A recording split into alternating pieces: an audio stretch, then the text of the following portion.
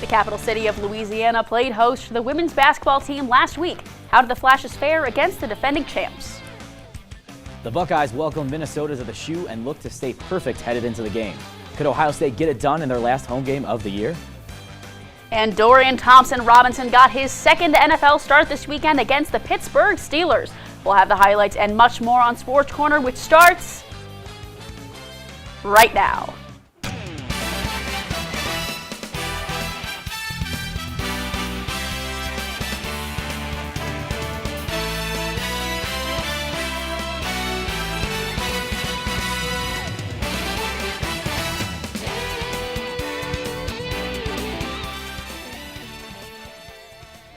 Hello everybody and welcome to Sports Corner. I'm Liv Sharp, that's Blake Aloja, and Kent State basketball headlined a jam-packed weekend in the Tree City. That's right, Liv. Women's basketball took on the defending champions, the LSU Tigers, while the men took a trip to the U.S. Virgin Islands. Well, let's get right to it.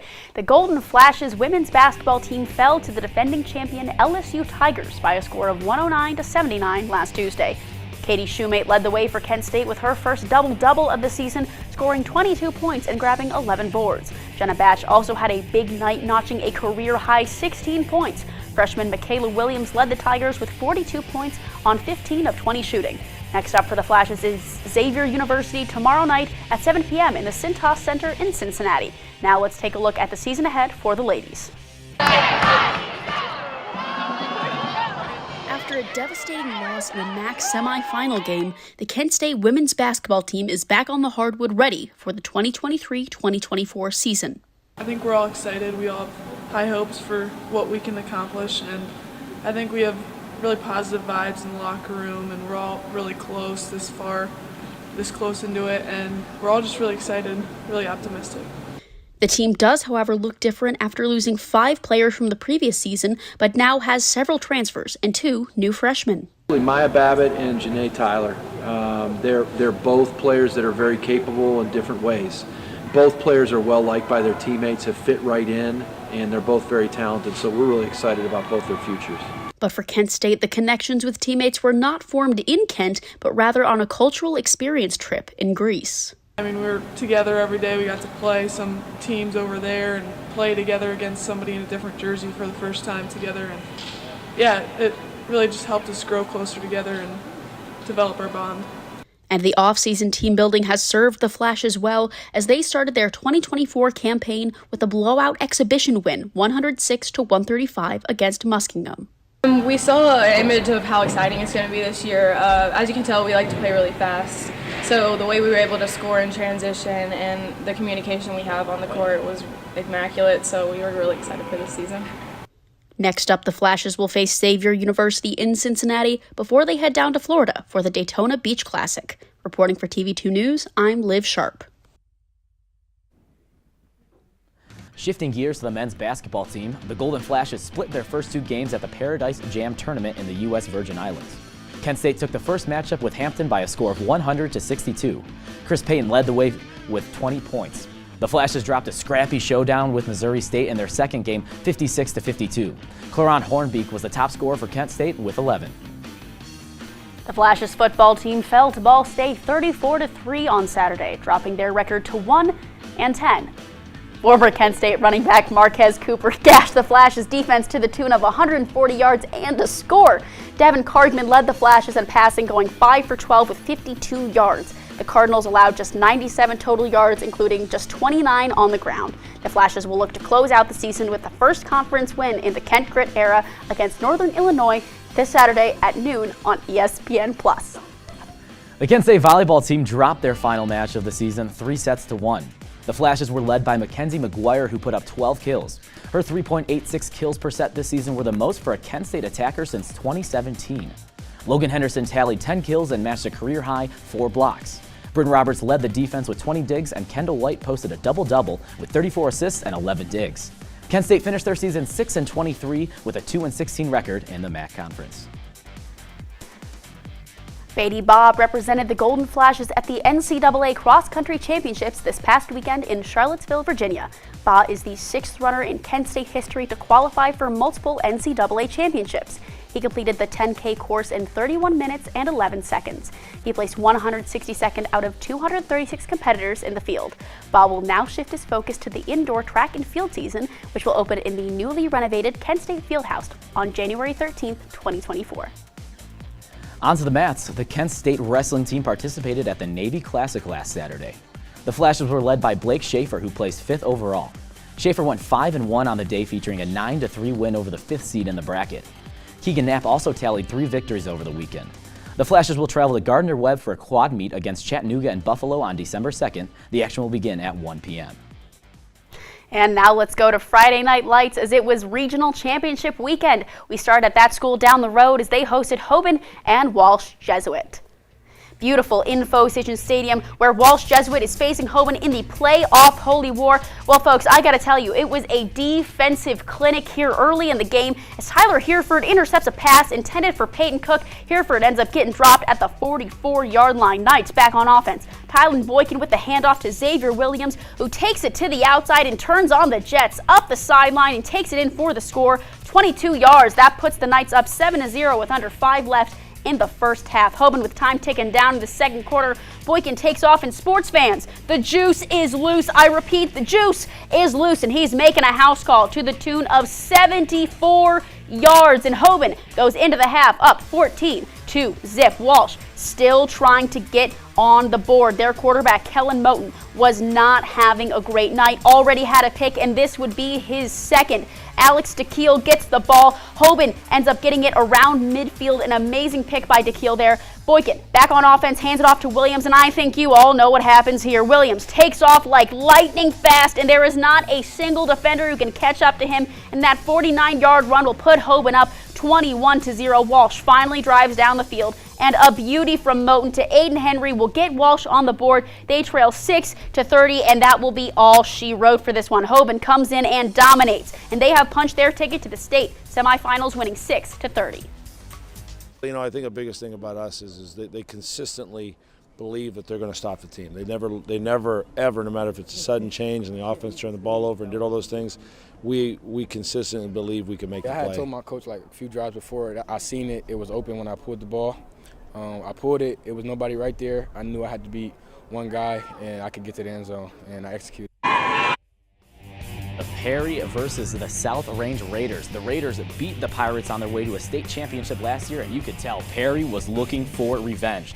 First play, Walter Moses slings it out to Braden Richard, who makes a few great cuts and takes it to the house from 47 yards out as Perry strikes first, and they're going to keep on coming. Perry's going to add another score off of a Moses sneak, this time 1 yard out. You see that rain coming down. That affected South Range on offense a lot as the Pirate defense was stout. Tristan Toy is swallowed up in the backfield by Trent Taylor.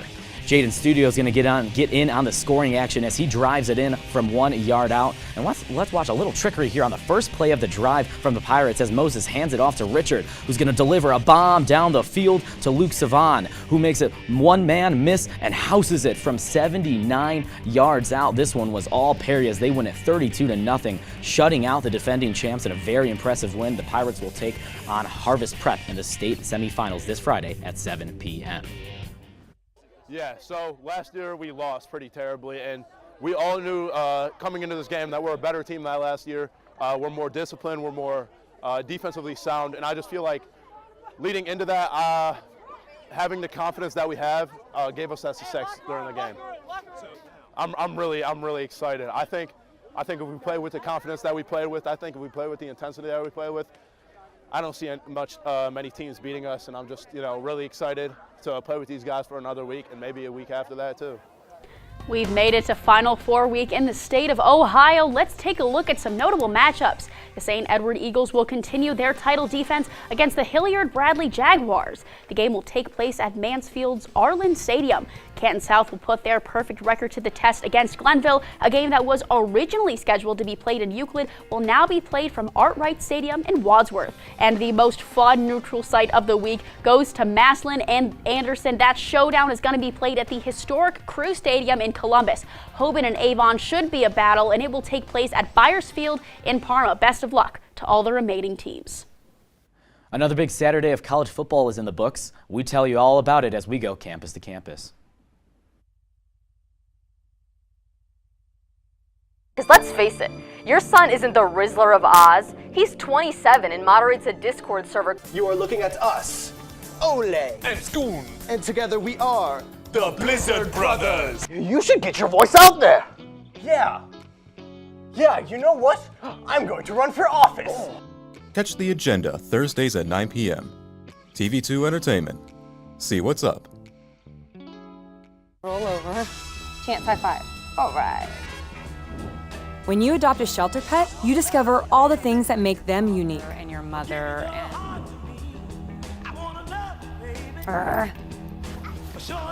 I am totally a hot person. Right, guys? Thanks for being honest. They're a little bit of a lot of things, but they're all pure love. Adopt pure love at theshelterpetproject.org. Welcome back. For Ohio State, and next week is the game, and Minnesota marched into Columbus Saturday to try and catch the Buckeyes napping. Let's head to the Horseshoe to see if they do.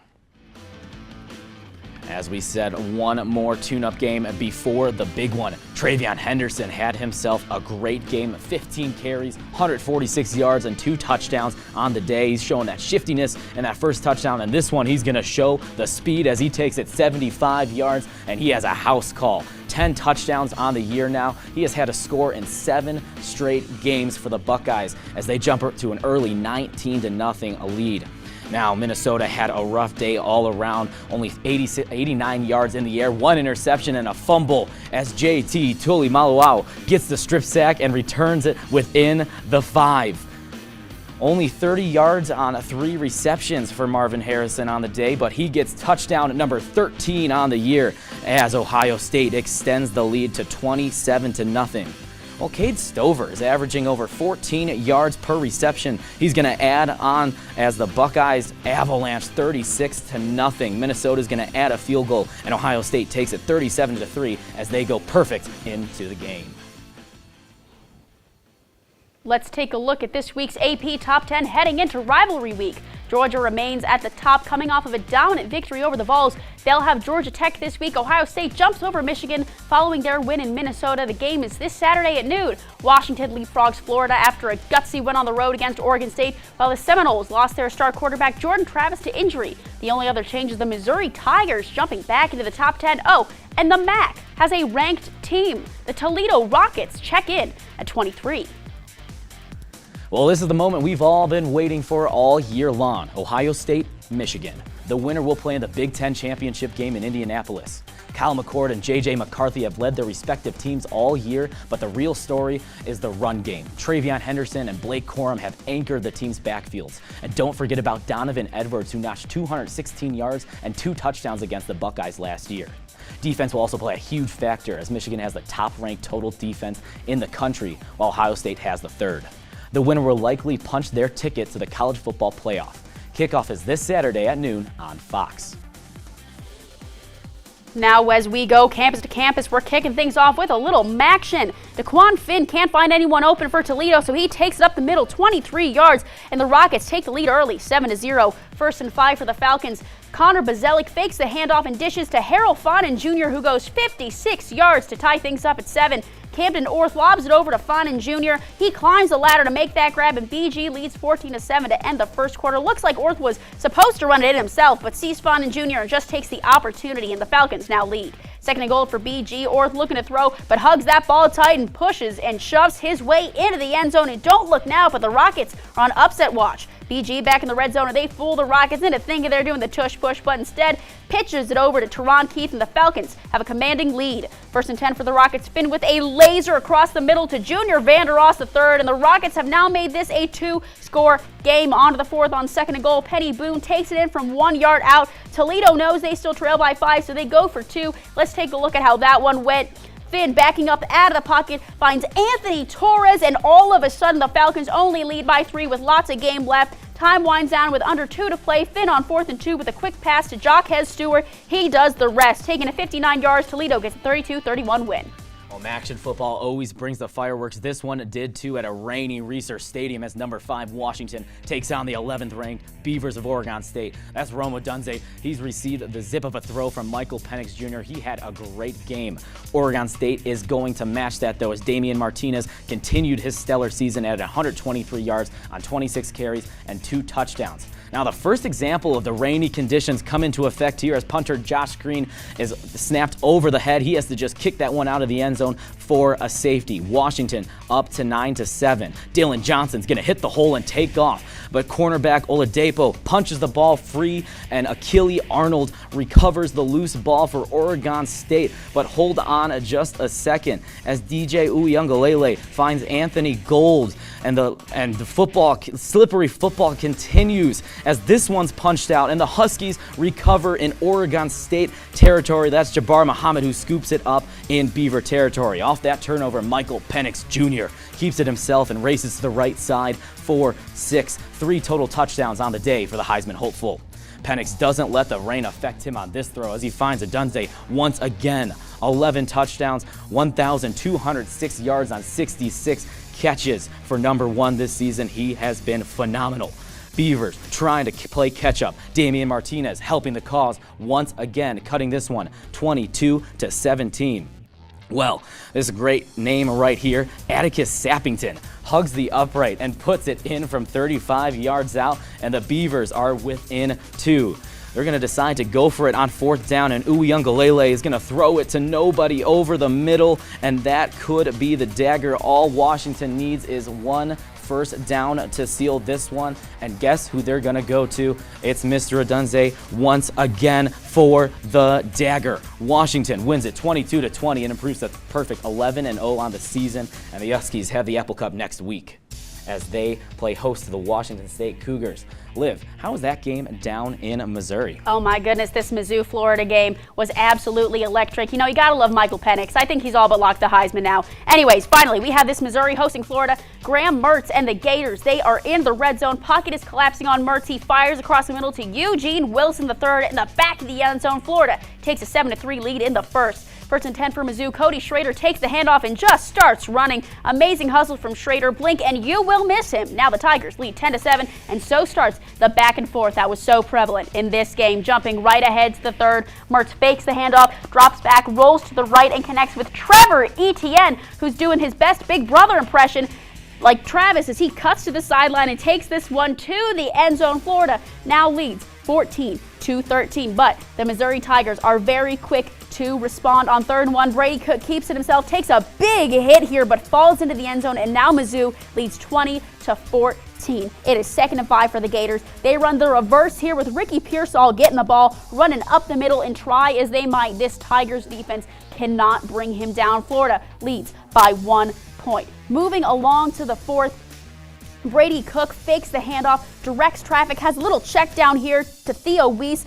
Weiss sees a lane, cuts to the sideline, and just keeps on running, bouncing like he is on a tightrope. Weiss takes it 77 yards, and Missouri now has a 9-point lead over the Florida Gators. Florida is trying to mount a comeback on 1st and goal. Etienne with the ball, rushes through the line, has open field in front of him, and now Florida trails by 2. And with 8 seconds to go, Florida leads by 1 point. Harrison Mevis with the 30-yard game winner, and Mizzou takes down Florida 33-31. Amazing slate of games, but you know what? We're starting to look towards next week, even the playoffs, the game that is on everyone's mind. We got to talk OSU versus Michigan. Blake, what is your game prediction? So I think it's going to be a 1-score game, and I think Ohio State is going to take it. They've lost the last 2, and they are looking for revenge. You know Coach Day is going to have them fired up to go in there at Ann Arbor and try to silence the crowd early, and that's what they have to do. They can't have slow starts in the past. They've been doing this all season where it's been hard to score in that first quarter, and they're going to have to speed that up very quickly. They need to win in the trenches like we talked about earlier. This is going to be a running back game. If they can stop Blake the Great Corum, it's going to be a very hard. They don't want, you know, Michigan doesn't want J.J. McCarthy to throw a lot. If they can stop Blake from running that ball, I think Ohio State has a chance. They got to get Henderson going, free up Marvin Harrison. But my guy I want to watch Cade Stover. Okay. He's silently been having a great season. I think he could have a career game against Michigan. I absolutely agree with you. Cade Stover has been flying under the radar all season. It would be amazing if he has this big breakout game, but I'm going to be completely honest. I think Michigan takes this one. I mean, to be quite transparent, there's really no way they don't. They've got all the momentum coming into their side with the issues that they've had with Harbaugh. They have the motivation to do it, especially with a rivalry like this. Final game of their season. We know that the winner goes to the Big Ten championship and most likely the college football playoff. The other, regardless of how great of a season they had, they're most likely just going to be done. And so that is so much motivation. And I hate to say this, and I do say that I hate when people go into games saying, well, they have a great storyline, so they're going to win. But honestly, I don't see any way Ohio squeaks this out. I think if they do win, though, it will be because of the defense, not because of their offense. Ohio State has a good offense, but their defense just has been so insanely strong. I think it's possible that Ohio State wins. Maybe there's a slight chance, but at the end of the day, Michigan just has way too much coming in this. It could look like that Browns-Steelers game, very low scoring, who's going to win in the trenches, and that's really ultimately going to decide who wins it. I think it's going to be a super exciting game. It could go either way. I agree with you. I think this is going to be low scoring game and definitely a one-score game. No blowouts here. And we're talking a little bit of Florida State. This week they lost Jordan Travis. They've had a really good season thus far, but do you think that Florida State stands a chance of heading to the playoffs now that they've lost Jordan Travis? I don't think they do. I've seen them in a few games that it's been a close. They've had to fight back against some bad teams, and with Jordan Travis out, I just don't see a path for them to make it. I see a few teams like Washington, Oregon, and even Bama jumping them for that Final Four spot. I think that's absolutely possible. Now, I would love to see Florida State make it to the playoffs, but I honestly think that with Travis out and them having a career backup who's now going to be stepping into that role, that's going to be Tate Rodemaker. He's been a backup his entire career. I mean, this season he has been pretty solid, coming in for a couple clutch plays. He had 5 touchdowns and has had 0 interceptions, but honestly, I fear that the lights may be a bit too bright. But we have seen backup QBs step up in massive moments, it's always possible. Anything is possible. Well, it is the oldest rivalry in the AFC. The Browns and Steelers battled it out on Sunday, and we tell you how it all went down. What to expect when you're expecting a teenager. Today we're talking about how to wake up your teen, and this works literally every time.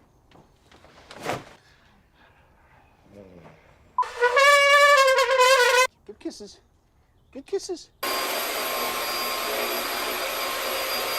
You heard how loud I heard. It wasn't you. Yeah. It was the... Is that bacon? You don't have to know it all to be a perfect parent. Thousands of teens in foster care will love you just the same. So, I just moved in with this family, and it's embarrassing. The little one, he likes to go outside and crawl around in the giant litter box.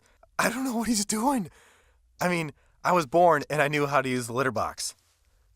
Look at that! That's disgusting! Oh, poop already! You're making me nervous. Oh, okay, I can't look at this anymore. I really hope he grows out of this, for his sake. Rookie Dorian Thompson-Robinson will get the role of leading the Browns after a season-ending injury to Deshaun Watson. How will he do against the Steelers? Well, let's head to Cleveland for the highlights. The front runners for DPOY, Myles Garrett for Cleveland and TJ Watt for Pittsburgh. Let's get into the action. 3rd and goal for the Browns at the 1-yard line. Jerome Ford takes it in himself, and the Browns lead 7-0. To end the second, the Browns go up 10-0 off the leg of Dustin Hopkins from 25 yards out. But as soon as the curtain rises on the second half, the steel curtain fell. Jalen Warren takes it off the right side, dances around the Browns D. You see a missed tackle there from Greg Newsome, and see you later. He brings it to the house for 6, and all of a sudden this is a 1-score game off of a 74-yard touchdown run. Pittsburgh's old reliable Chris Boswell drills it from 28 yards out, and it is 10-all. With seconds to go, Hopkins has a chance to repeat last week's miracle against another divisional rival, and from 34 yards out, you can book it. The Cleveland Browns have beat the Pittsburgh Steelers. Dorian Thompson-Robinson gets the win, replacing Deshaun Watson, and Cleveland is now 7-3. Who would have thunk? Well, hello everyone, I'm Pat Sartor, and they were feeling the love in Green Bay, but not so much in Tampa. Let's get ready, let's do it. Let's go around the NFL. And from the love of the Packers there to their Packers rivals, Lions Bears here, We get a good one, a close one, and a comeback here a little bit from the Lions here. Dante Foreman there scores the first touchdown, and then it's Jahmyr Gibbs. They waited for his revival there in Detroit, but finally Jahmyr Gibbs going strong, and with Montgomery too, what a force that can be. Here's Goff. He's going to find Amon-Ra St. Brown there for the touchdown, and that's going to put the Lions ahead early. In this one, you might think the Lions, they're going to just dominate this game away from the Bears. They don't have a chance. That's not really the case here. You see Justin Fields with a sharp throw to DJ Moore. DJ Moore finding a way to be productive amid some of the null things that Justin Fields will do for him. We'll talk about that later. Here's Jared Goff stepping back now, throws this one deep into the end zone that time for a touchdown to Josh Reynolds. Him and Fields, Goff rather, exchanging 32-yard touchdowns on either side. And here, for Detroit, they're down. They get the handoff last minute at the end of the game to score, to take the go-ahead. And now Fields has a chance, but his line couldn't hold him. He couldn't hold that one together as he drops the ball, rolls back out of the end zone, and the Lions roll there and will win that one in Detroit. Well, Pat, you talked about how the Packers were feeling the love. Let's see how they get there. We stay up north with the Chargers visiting them. Justin Herbert fires over the middle to Stone Smart, who maneuvers around a defender and takes it to the house. The Chargers now lead 10-7. Could this be the bounce-back game they so desperately need? Well, there's plenty more game to play. Let's find out. Second and goal for the Chargers. Austin Eckler takes the handoff, falls, gets a short gain, but then fumbles the ball, and it is loose. Rashawn Gary of the Packers comes up with it. Only turnover of the game ends this drive for LA, but they get back down into the red zone, and Herbert connects with Keenan Allen, and the Chargers are on top 20-16 with over 5 minutes left to play. 2nd and 8 for the Packers. Jordan Love with a gorgeous pass over to Romeo Doubs in the end zone, and the Packers retake the lead 23-20, but there's over 2 minutes left. Could Herbert lead a game-winning drive? Well, on 4th and 1, Herbert fires and the pass gets batted down. The Packers get a much-needed win to improve to 4-6, and the Chargers fall to the same record, and things will not get easier for them as they face the Ravens next week. Hey, Blake, what's going on with those San Francisco 49ers? Well, CMC did not get a score in that 34-3 blowout against the Jaguars, but that turned around real quick versus the Bucs as Purdy finds number 23 for 6. CMC finished with 78 yards on 21 carries. Mike Evans, 5 catches for 43 yards on the day, including that touchdown by a bullet from Baker. Well, Purdy must have heard the criticisms of him as he delivers a beautiful ball to Brandon Ayuk, who takes it the distance. Ayuk had himself an incredible day, 5 receptions for 156 yards and a touchdown. Well, Purdy also had a terrific day as he finished with 333 yards and 3 touchdowns, including this one to the big man, George Kittle, getting on the board. The Bucs are going to add one more as Rachaad White pushes into the end zone, making it a 14-27 game. Baker's trying to mount an incredible comeback. He's back in the red zone. His throw's tipped in the air and picked off by Jair Brown, and that is the dagger. San Fran wins it 27-14 and improves to 7-3. Let's go to Sunday Night Football. Pat, take it away. You said it. And from the land of San Francisco, we go to the land of elevation. And can the Broncos elevate themselves on Sunday night against the Vikings? It's Josh Dobbs. Some call him an astronaut, some call him a rocket scientist, some call him a football player. Well, he's a little bit of everything, learning all these systems and doing so well doing it. But that time he's going to start the game off with a fumble. And that Broncos defense, which lately this season they've really been as advertised as they should have been last year, as they should have been previous years, that Bronco defense leading to points. It leads to points there in the beginning, and it's 3 of them. Now Dobbs, he'll roll off to the right here before waiting, scrambling, making time, taking a hit, and finding his man in the end zone for Josh Oliver that time, 4-6. What a play by Dobbs that time. I mean, unbelievable show of athleticism, stays on the feet and waits for the man to be open and hits him. Here in this one, it's Dobbs using those legs, takes a hit here a little bit at the end, dives in, and it's going to be good enough for the touchdown to take an even little bit of a larger lead there in Denver. But the Broncos weren't done. In the land of elevation, they did elevate just a little bit here at the end, and it's McMillan. We'll get to him in a little bit, and here he is again with a fumble that time. And the Broncos recover. They're going to take the ball and drive it down the field here for Russell Wilson later in the game. But Dobbs making a mistake that time, and it is McMillan with another pick. Tries to get the pick 6, can't do it, but a great defensive game from McMillan. Unbelievable. Here, it's Russell stepping off the back foot, throws it in the corner of the end zone. It's Courtland Sutton. What a slew of games we've seen from Courtland Sutton, and it's been really impressive what he's done, especially with Jerry Jeudy over there in Denver. Ball from Russell. They're looking like OG vintage Russell Wilson in Seattle, that escapability that we talk about. But Dobbs, he had one more final shot in this one against the Broncos, but comes up just a little bit short this time. And the Broncos go on to win this one at home. And look at them now, 5-5, making a little bit of a push here towards the postseason. We'll see if they can do it in that tight AFC.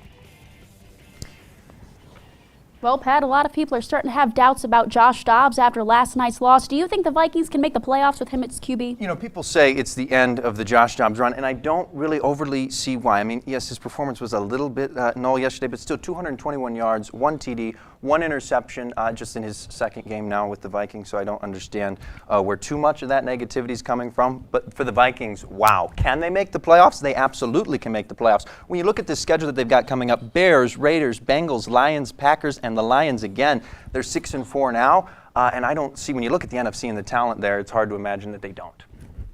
Well, we saw that disappointing loss for the Chargers. Do you think Brandon Staley's going to finish as the head coach? No, and I hope he doesn't. Brandon Staley, what have you been doing? I mean, ever since the wild card elimination last year when you were up 27-0 and you let that team in Jacksonville come back and beat you, what's going on? Why does he still have a job? It's really confusing me. You waste Joey Bosa, you've wasted Khalil Mack, you're wasting Herbert, one of the best. It's hard to get a top 5 quarterback. We see what's happening in Cleveland and all these other places. We're going through. We can't find a quarterback. The Chargers have one. Brandon Staley can't figure it out. With Austin Eckler, Keenan Allen, and all that talent, it's absurd that they haven't been able to string together more wins, more playoff success, more regular season success. Such a shame, and yeah, I would be surprised if he didn't exit real soon here. Yeah. And finally, Pat, what is one wild card team from each conference that people aren't talking about, but you think they really should? Well, we mentioned him here. We saw him on Sunday night. It's the Broncos, right? We see that coaching from Sean Payton. Everyone said Sean Payton, he's going to come back. He's going to elevate the coaching there in Denver, and he seemingly has done that so far. It was off to a slow start this season, but he seemingly has gotten it together and really has propelled them towards the postseason. You look in the NFC, and it's the Rams. I know people are saying, wait a minute, that's a 4-win team. What are we trying? I know, that's the appropriate reaction. But with a great coach, you have Sean McVay. He's done wonderful things over there in L.A. Matt Stafford's now back. He's healthy. They're going to get this little bit of a running back by committee group going and working. Puka Nacua, we love him so much, and Cooper Kupp, if he can stay healthy, why can't they make a run in the NFC? Right now we got some Monday Night Football as usual. Right now we are scoreless in this Super Bowl rematch in the first quarter. And the Cavs welcomed in the defending champs on Sunday. Do they pull off the upset? Find out as we go around the NBA. Don't let salmonella get funky with your chicken. On average, 1 in 6 Americans will get a foodborne illness this year. So learn the right temperature to cook each type of meat. Keep your family safe at foodsafety.gov.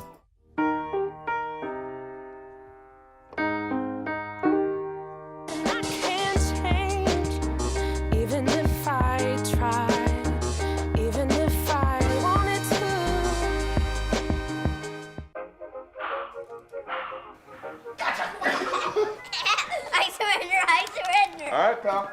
Get ready for the day, buddy. Hey, Dad. Hey, Dad. Do we have a gun? What's that? Do we have a gun?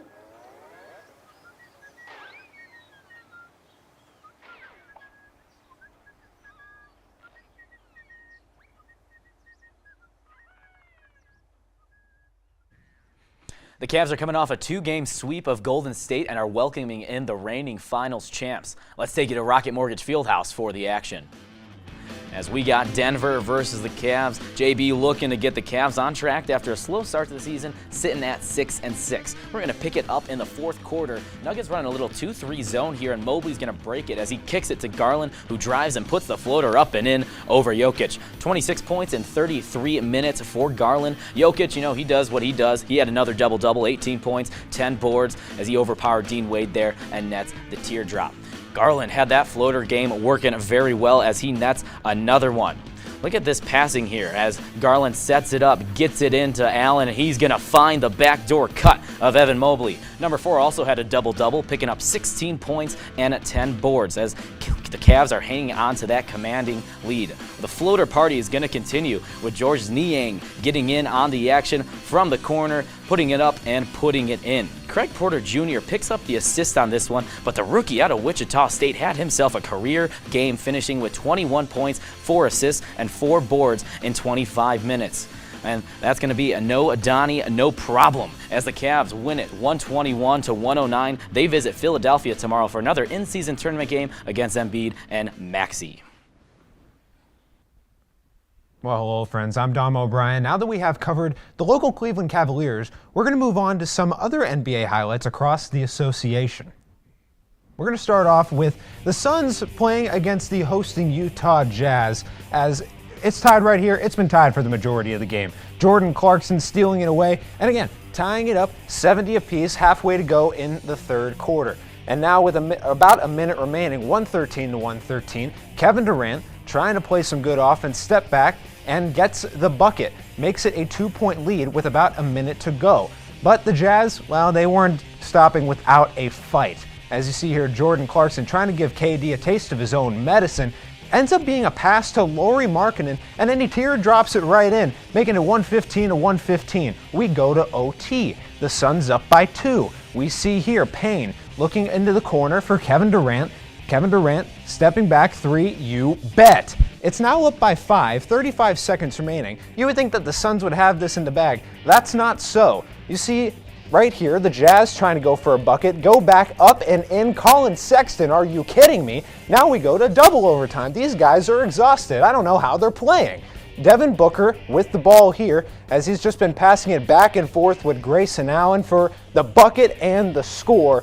They lead 138 to 135 in double overtime and end up winning 140 to 137. Well, that was certainly a fun game, but hey, this was a fun one too. Rockets and Lakers. We start off with LeBron James from outside the arc, tosses it over to Anthony Davis, who brings it down for the two-hand slam. Take another look there. Fred VanVleet tries to stop it, but big man will not be denied. Later in the first, the self-proclaimed villain of the NBA, but you all know him as Dillon Brooks, hits a clean 3 from the wing. LeBron with the rock tries to drive, but he gets a little tangled up with Brooks, and there were, some words exchanged there, and LeBron got a tech. But hey, the game goes on, and Dillon Brooks with a little more motivation now slams down this emphatic dunk to knot things up at 60 in the third. Rui Hachimura dishes it over to Davis, who gets the layup off the backboard and draws the foul. Davis ending the game with 27 points. Great game for him, but now, ladies and gentlemen, it is time for LeBron to take over. On a bounce pass from Austin Reeves, hits a tough reverse layup, and the Lakers extend their lead. Hey, he is not done yet, though. Here comes LeBron with a jam from outer space, putting Brooks in his place, pushing LA ahead by 7, but Brooks is unfazed. He fires back with a massive 3. Bang! And the Rockets have pulled within 1. LeBron is going to say, hey, I can do that one too. Outside the wing, he banks a 3, and here's a bang for him. And now this is a 2-possession game. We are all tied up at 100 with 23 seconds to go. Austin Reeves with a deep triple, and the crowd goes wild at Crypto.com Arena. The Lakers are now up by 2, but it is Alperen Şengün with LeBron defending him to tie it up on a layup at 104 with 4 seconds to go. Time is ticking down. LeBron drives it to the basket, but gets fouled. Take a look there here in slow-mo. Little jersey tug from Brooks, and this game can be won at the free throw line. LeBron misses the second, but the second is good as gold. And the Lakers win this one 105 to 104. You'll see the last-ditch effort here from the Rockets. It is no good. 1.9 seconds. Can't really do anything here. LeBron finished with 37 points, his season high, and Brooks had a pretty good game with 24 points of his own. Blake, what's going on out there in Memphis? Well, the 10-2 Boston Celtics are in town as they're visiting the 3-9 Grizzlies. You see that matchup right there. Porzingis had himself a night. We're going to start with him as he's going to get the mismatch on Desmond Bane and nets the elbow jumper. Porzingis was the leading Boston scorer with 26 points, 8 rebounds in 34 minutes. Jaylen Brown receives a beautiful dime from Kristaps and throws the hammer down. Only 12 points from Brown, but also added 6 boards to his stat line.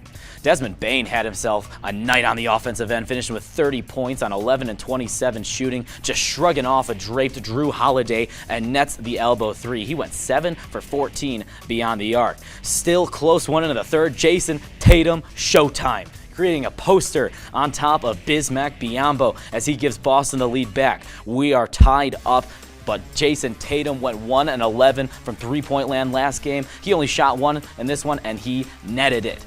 95-89. Desmond Bane, when they need him most, he comes through, making it a 3-point game once again. Tatum's gonna back in and find a cutting unicorn. Porzingis flushes it and gives Boston the lead with time winding down. Last chance for Memphis now as they bring up the ball. They're going to look for Odama on the outside. He's going to pull the three. It's going to be a miss. Zaire Williams gets the rebound, but sent back by Porzingis. He had 6 blocks on the night, and Boston hangs on and improves to 11-2 on the year, 100-102 final. The Celtics are taking on the Hornets right now while the Grizzlies play Houston on Wednesday. Well, Dom, the topic comes up again and again. How is LeBron playing at this high of a level this late into his career? I think we have to take into consideration that this guy is immortal. I mean, the man has averaging 26.4 points a game. He is averaging about 35 minutes a game. This guy doesn't get tired, and he still leads the Lakers in doing just immaculate things on and off the court. At the same time, they're not at the top of their conference, and they have no record that's absolutely astonishing, but the 38-year-old can get it done, and he can get it done well. As Austin Reeves, Anthony Davis, they've all been doing great things here and there, but we're never going to really see this again, in my humble opinion, and I personally think that this is something to watch every day. You watch a highlight every day, you see a comment section every day talking about how this guy is playing. I don't know how he does it, and quite frankly, I don't think we're going to figure out how he does it. It's simply unbelievable. Now, Dom, keeping it in the Western Conference, the Memphis Grizzlies fell to 3-10. Can the Grizzlies fight back from this deficit, or have they dug themselves too deep of a hole? Well, I think it's going to be a little difficult. I mean, you're 3-10 in the season. Not to say that the season's over. God, there's 82 games in the regular season. I mean, we understand that. But John Moran has been out for 25. He's been out for 13, not 32, and he's been waiting to get back 12 more games now that he has left on that suspension. The Grizzlies, they're struggling. Now Marcus Smart is going to be out 3 to 5 weeks with that ankle sprain. It's going to be tough for them, but I think that they can do it. It's really, really going to be close coming playoff time. Well, thank you, Dom. Nico Crespo is back in action for the coffee hour. Find out the hot takes that he has cooked up that definitely you don't want to miss. Thank you, dear. Well, you're very supple. Just like I was at your age. Back then, I was a sex expert. Used to call me the buttered biscuit. I know about birth control, too. So you can ask me anything, baby. Bedsider.org has birth control information and a lot more. And it's... Have you had sex in this car yet?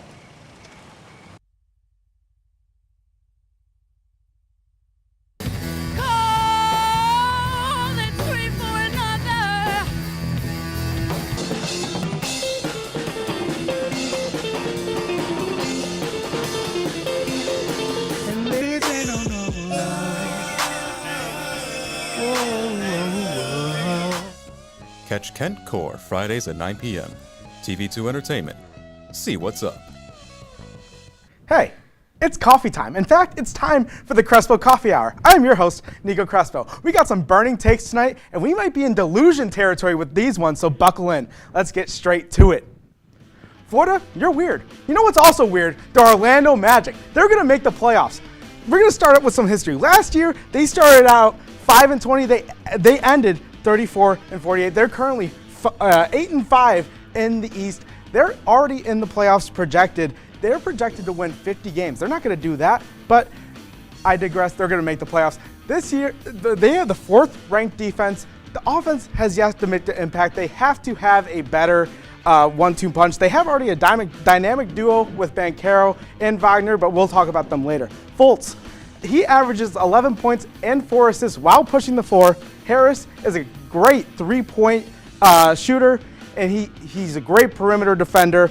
And then we have Cole Anthony. He's a great bench piece. He comes out of the bench with explosiveness. I mean, they have a great dynamic duo, like they said, with Banchero and Wagner. Banchero, he's averaging 20 points, 7 rebounds, 5 assists, 39% from 3. There's a star in the making in Orlando. Franz Wagner, he's averaging 19 points, 5 rebounds, and 3 assists, and 30% from 3. You got to do a little bit better from beyond the arc, but this team will make the playoffs because of the unpredictable Eastern Conference. The Eastern Conference is tough at the top, but once you get down to like the 8, 9, 10 seeds, you have Indiana, you have Miami, you have Atlanta, Brooklyn, and Toronto. They all are super unpredictable. I could see the Orlando Magic getting into the playoffs. And all right, it's delusion time. Della, you're going to appreciate this one at least. The Denver Broncos, they're going to make the playoffs. I know Pat said it, but I'm saying it now. You're probably saying, Nico, you don't make any sense, but just hear me out. Broncos, they're currently on fire. They won 4 straight games. Bills, Chiefs, Vikings, and Packers.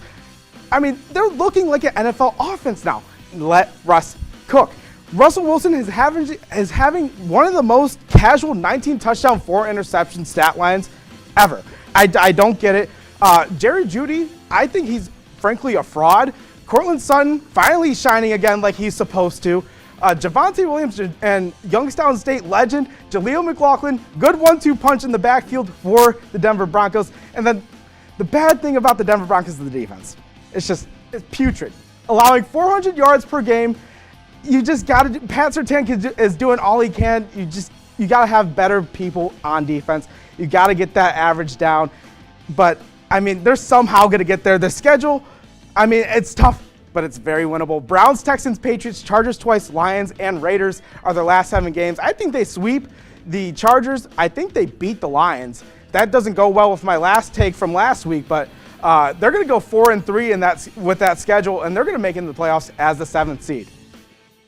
And then we're going to flip sides to the NFC. The Seattle Seahawks will not be making the playoffs. First outlier, the schedule. They face the Niners twice in 3 weeks, Eagles, and then Cowboys in the next 4 games. I mean, that's just a brutal schedule. Geno Smith is not the quarterback who we thought he was. Niners, I mean, they're going to expose them. Eagles, again, exposing. Cowboys are going to expose them too. They finish out with the Steelers, Titans, and Cardinals. I think those are all winnable games. I mean, it's just, I think you go 4-3 in those, or 3-4 in those, and you don't make the playoffs. I mean, they're missing Kenneth Walker with an injury. He got injured last night with an oblique injury. He's going to be out a couple weeks. Zach Charbonnet is going to be taking the touches. Might want to put in a waiver claim for him in fantasy. Defense is ranked 25th in the NFL. You got to get that down. The offense, I mean, you can only do so much on offense. Defense wins championships. That's the motto. I mean, I think this is the most mid-wide receiver room in the NFL. I mean, sure, you have DK Metcalf. He has 600 yards and 3 TDs. Tyler Lockett, 500 yards and 4 TDs. I mean, you have the star power. I just think it's mid. They also used the first-round pick on Jackson Smith-Njigba. You got to find some way to use them. Geno Smith, 12 touchdowns, 7 picks, 2,400 yards. I mean, he's just I don't think he's him anymore. The Seahawks insanity run is frankly over, in my opinion. Well, that's all the time I have for you today. Let's shoot it over to Blake, Liv, and Della to cool down after these takes. I've been Nico Crespo, and as always, keep sipping. Thank you, Nico, for brewing up those hot takes as always. Let's cool things down a little bit as we head around the NHL. We're going to start the Jackets trying to snap an 8-game losing streak. They're visiting the Flyers of Philadelphia. Philly up 1-0. Sean Corrali keeps possession after getting tripped, snaps a cross-ice pass to Alexander Texier, who goes top shelf for his 4th goal of the campaign. The Jackets knotted up at 1, but penalties really hurt Columbus in this one as the Flyers' power play turns into a goal just 4 seconds into the penalty. That's Bobby Brink who sneaks it past Spencer Martin, and the Flyers retake the lead. 3-1 now. This is a crazy goal as Ivan Provorov sends the puck into a clutter at the net and somehow trinkles past the red line. Another look shows that the ankle of Boone Jenner redirects the puck into the back of the net. The Jackets cut it to within 1. Some very bad substitutions also by Columbus in this one as they set up this Flyer goal as Travis Konechny thinks about the crossing pass but instead keeps it himself and wrists it into the top corner. I mean, this is the definition of bartender top shelf as Konechny lasers it over Martin's shoulder. Philly wins it 5-2 and improves to 10-7-1 on the year, while the Jackets drop to 4-11-4 and extend the losing streak to 9. What's going on, Portage County? I'm Della Fowler, and on this chilly night, grab your coat and lace up with me as we keep it going around the NHL. We're going to take it now. Minnesota is in Toronto. Leaves would love a win here to take Florida's 2nd place spot in the division, but we'll start with the Wild in the zone, passing around.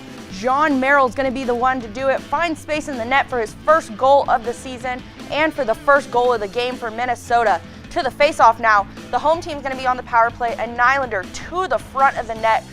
This guy gets it in. Who else? Austin Matthews, the guy with the A on his chest. I mean, he's just legit. Now through the neutral zone with speed, Matthew Nice skates at almost 22 miles per hour, and he's going to give his team the lead back in the first. Fans are absolutely loving it. Leafs in the zone again, but Fleury's going to sprawl out and save this one. We'll see it again in the replay, but people have questioned his place on this team and whether or not he's his old self, but he shows exactly why with the toe and the pad. They're nothing better. Third period now, and the Demon and the Wild are showing up big tonight. Jake Middleton, left-handed slap shot, puts the Wild within one. Minnesota now back in the zone again. Looks like they're going to go around the back of the net, but it's going to be wide open for Zuccarello. Gotcha. This game is tied. And you know what that means, folks? Bonus ice time. And a 2-on-1's developing here. Nylander's got it, and that's his second of the game. Look at the grace of his strides. He knows exactly what he's doing. Bang. Leaves take it. 4-3 final. Liv, where are we going now? Well, it is Hockey Fights Cancer Night over in the Windy City as the Blackhawks host the Sabres. We had a very special puck drop, a guest named Miss Hadley McMahon. She was welcomed in for the ceremonial puck drop. Hey man, we're all fighting against cancer. We jump into the action. Eric Johnson against the glass, gets some distance to pass to Rasmus Dahlin, who shoots, and that is good. Peter Mrazek sees it coming, but leaves a big gap on his right side. Buffalo's up 1-0. Chicago with seconds left on the power play. Philip Kurashev takes a shot on goal, and Taylor Radish tips it in, slowing this one down. Radish is ready for the puck, and it goes right off the shoulder of Ukko-Pekka Luukkonen, and we are tied at 2. Sabres with 50 seconds on the power play. Dahlin goes down low to pass it to Jeff Skinner, who gets it behind Mrazek. Mrazek tending too far in front of the goal, and Skinner capitalizes to give Buffalo the lead once again. Under 3 left in the second period. Bedard soaring down the ice. The Rook takes a shot, but it is blocked. But Kurashev following quickly behind to complete the job, and it gets the equalizer. The city of Chicago is on their feet with the game tied 2-2. Casey Middlestat caught up against the boards. He's just going to kind of shoot the puck across the ice, and Johnson is quick to collect it and crushes it before Mrazek even moves. Take a look at this angle from up top. Mrazek just watches this puck go soaring past him, and that will do it. The Sabres win 3-2 in Chi-Town. Blake, take us home. Let's go over to PPG Paints Arena as the Penguins host the Stanley Cup champions, the Las Vegas Golden Knights. As we'll see here in a second. Penguins, Matt, you see some fans there. They're a little depressed after that Cleveland loss. Maybe they'll get something this week as the Penguins, Matt Nieto, score after the puck ends up right in front of him. Penguins lead this one 1-0 with 17:47 left in the first period. A little bit of a scuffle behind the goal, and Matt Nieto will pass the puck up to Noel Acciari to extend the Penguins' lead at 2-0. If you take a close look, the puck bounces right off Aiden Hill's leg into the back of the net. Some fantastic defense by Penguins goalie Alex Nedeljkovic. He's a Parma native, part of Ohio native. He didn't allow a single goal the entire game off 38 shot attempts, including those attempts by Paul Cotter and Alex Pietrangelo. The Knights are desperate for a goal late in the third period as the Penguins will score an open netter on this play by Evgeny Malkin, and that will pretty much do it. Pittsburgh's going to win this one 3-0, solidifying that win. Fans will finally have something to celebrate, as we said earlier. Pens win it 3-0. Well, since this is the last Sports Corner before Thanksgiving, all of us here at TV2 Sports have decided to practice some gratitude. So, Della, the Blue Jackets have won 1 of their last 14 games. What should Columbus be thankful for? Ohio State football. Just kidding, Jackets fans. I know it's a struggle right now. Johnny Hockey isn't doing Johnny Hockey things, but let's take a moment to appreciate the defense, people. Nico Crespo said it best earlier. Specifically, the penalty kill. Their PK is 4th in the league with an 87.3 success rate. So although the games aren't going the best they could right now, it could clearly be worse if these shots were going in. Well, from one Metro Division team to another, the Islanders have had the most overtime losses in the league, and by the skin of their teeth, snapped a 7-game losing streak. What can the Island Grateful be thankful for this holiday season? The Island should be showering Bo Horvat and bagels, and let me say this correctly, coffee. for how he's been performing. After the Bavillier trade, he was certified slumped for the rest of the season. However, right now he's on a 5-game point streak and he's helping everybody on Long Island breathe a little bit easier about that questionable 8-year, $68 million contract from Lou Lamoriello. And what is a hockey discussion without including the Canadiens, eh? Well, although they don't celebrate Thanksgiving in Canada, what gratitude should the Montreal Canadiens be passing around the dinner table? The answer is the goalies. I mean, they have 3 guys that could start in the net for a number of teams in the NHL. Not only is goalie depth important in case somebody gets hurt, somebody goes out, what are you going to do? But the trade value this team possesses is incredible. You have 3 goalies. You don't have anything to worry about. They have incredible flexibility to finish out the season. Well, thank you so much, Del. And coming up, we bring you our award-winning segments along with empowerment and Blake's Best Bets.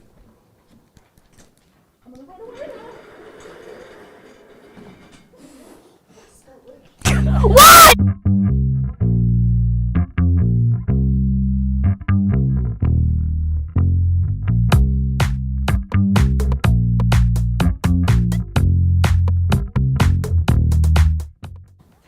Welcome back. It's time to highlight my favorite story of the week in women's athletics with empowerment. We are headed to the courts for this week's edition of Empowerment. Let's talk about Malaysia Fulwiley. Now, a lot of you may be unfamiliar with that name, but let me tell you a bit about her. Malaysia is a freshman at the University of South Carolina, and she had the sports world buzzing after her debut with the team. She racked up 17 points, 6 assists, and 6 steals, and her coast-to-coast behind-the-back layup caught the eye of NBA great Magic Johnson, who called it the best move in all of basketball. After a few rough practices, a lot of people were really unsure of how her first collegiate game would go, but she commanded the floor with ease and was able to help teammates find open spots to score with her assists. Coach Don Staley has been raving about Malaysia, calling her a generational talent from the time she offered her in 7th grade. And well, Coach Staley, I think the whole sports world sees you are right. I can sincerely say we are watching a star on the rise who has started her first college season off with a big bang.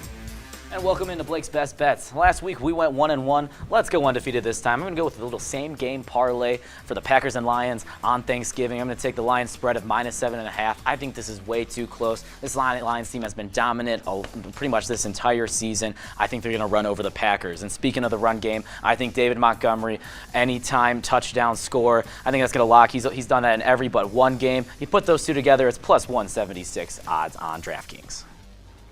I'm keeping things on the court for my man on the Silver Mountain this week. It is Craig Porter Jr. of the Cleveland Cavaliers. The Cavs struggled last year without a lot of depth at the point guard position and just a lot of injuries to their guards in general. So one of the most important things the staff wanted to focus on was getting a solid backup to Darius Garland. Enter Craig Porter Jr., who emerged in summer training as a formidable player worthy of time on the court, which he has certainly gotten. He's had double-digit minutes in 4 games and has double-digit scoring in 3 of those. The undrafted free agent put on a clinic last night against the defending NBA champs Denver Nuggets. He scored a career-high 21 points in 25 minutes. Porter Jr. has openly said that his experience with the Cavs is already beyond his wildest dreams, and I, for one, am thrilled with the surprise rookie star that has found a home in Cleveland. Congrats, Craig. And for mine, I'm going to go with Jim Donovan. He came back this week from leukemia. He was the introduction man for the Browns. That Cleveland Stadium erupted when he smashed that Pittsburgh guitar. And what was better when he got to come back and see that game-winning field goal and call that for the Browns. What a story Jim Donovan is for Cleveland. And that is all the time we have for tonight. Thank you so much for tuning in. For all sports updates, follow our socials at TV2 KSU Sports on X and Instagram. I've been Liv Sharp. And I'm Blake Aloja. Have a great night, everyone. Brush, brushy, brush, brushy, brush, brush your teeth. Every day and every night. Now it's your parents' turn. Here's what you gotta do.